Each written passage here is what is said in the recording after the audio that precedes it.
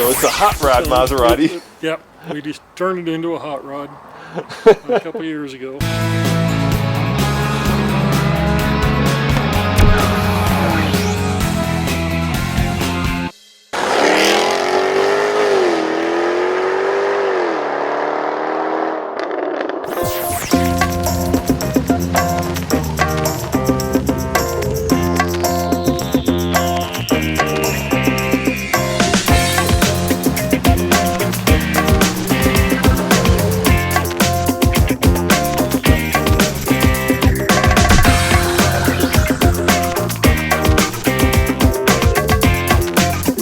What was the original engine in it?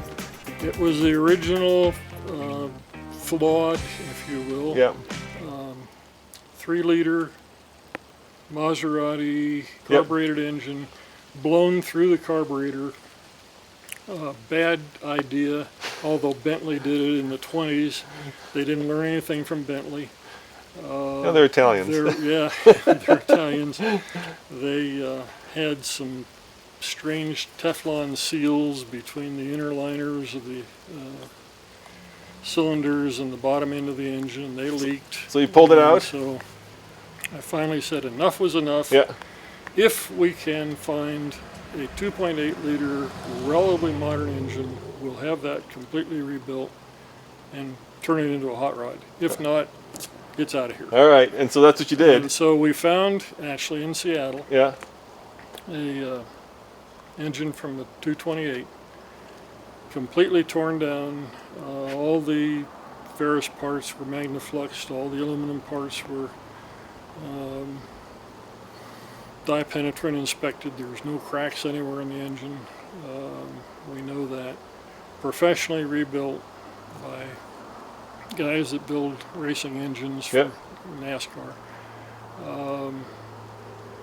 And so it has, well, pistons by Diamond Racing and I don't know, the whole 9 yards inside. So it's a race engine. A lot of ceramic parts inside.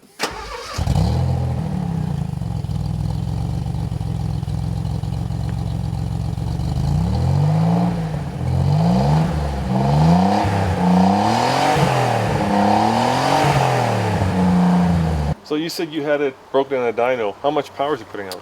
It puts out right at 300 horsepower and right at 300 foot-pounds of torque. And how much did the original one put out, do you know?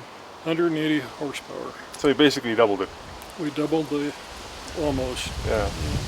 Not quite. So that's a lot of love to bestow on a car that's not very... It is not worth anything, and that is true. I didn't say not worth anything. No, I was going to say not loved by a lot of enthusiasts. It is not loved. Although the Japanese, it turns out, there's a market in Japan for these. Yeah. And in Europe, actually, they're coming back.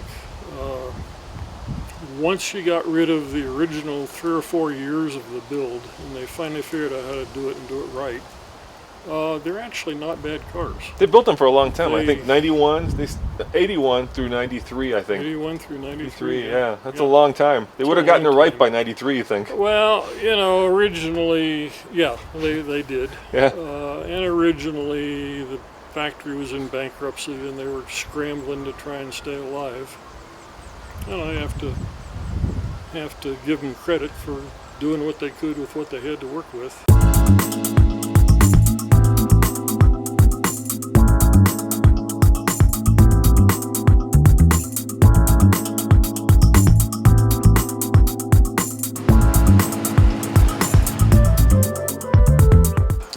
So you used to be a Porsche guy, right? Porsche. And now you're an Italian Maserati guy. And a Jag. Yeah. And then now a Maserati for the last 25 years.